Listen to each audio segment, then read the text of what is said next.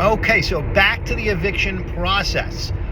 Let's say you've been to court, you got your judgment. What happens next? So every time you get a judgment, there is a 10-day appeal process. If the tenant didn't show up, it's pretty easy to appeal. If you had a JBA, also it's pretty easy to appeal.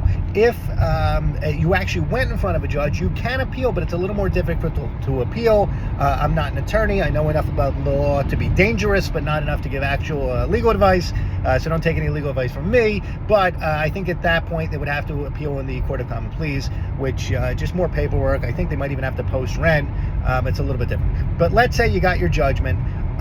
If the tenant did appeal for any reason, they didn't show up that day, then same thing, the process starts over. If you got a JBA, a judgment by agreement, and the tenant breached, the tenant can appeal the breach and again go in front of the judge, and at that point, that doesn't exactly start over, but you're back in court. You can negotiate a new JBA, a judgment by agreement, or you can reinstate the JBA, or you can go in front of a judge and see what happens. But let's say you got your final decision.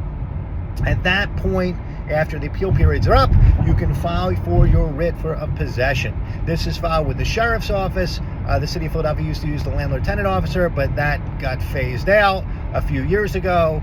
So now everything is with the sheriff's office.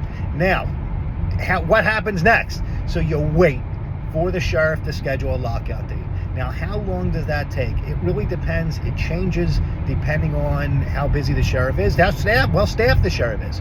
Right now, as I create this video in March of 2026, the sheriff is running about 5 months behind. You heard me. So therefore, if you get your judgment on, let's say, January 1st, you'd be lucky to get a lockout in May. It's crazy, is what it is. Okay, let's say you get your lockout. What happens next? So you have to go there that day. You have to make sure, they'll give you a time. You have to make sure you're on site. A locksmith is on site. You're prepared to change the locks. At that point, you change the locks. The tenant has 30 days to claim their stuff. So you can't throw everything out. You could move it to storage, but they have 30 days before you can really take possession of the house. Okay, now after this, is it over? No, it's not over, because the tenant can always file a motion to get reinstated, which does happen depending on the reason. They may say that they were unlawfully evicted. They may say whatever. They can say anything they wanted, and you're back in front of a judge. So depending on the reason, I've seen judges reinstate. I've seen judges not reinstate. It really depends on why they are filing. Now, what happens if they break back in after the lockout? Well, if they break back in, they're trespassing, and you can call the police. What happens if they don't break back in, but somebody else does? Somebody else breaks in and says, I am the tenant now. I know you evicted John Jones. My name's Sam Smith.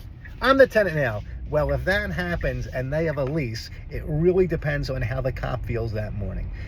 If the cop feels like getting his hands dirty, he's in a good mood, he feels bad for you, he could get them to leave if he doesn't believe that lease is valid, or doesn't believe there's enough, or thinks that they didn't get into the property unjustly. But what's happening a lot today is the police are doing exactly nothing, and you are back to square one.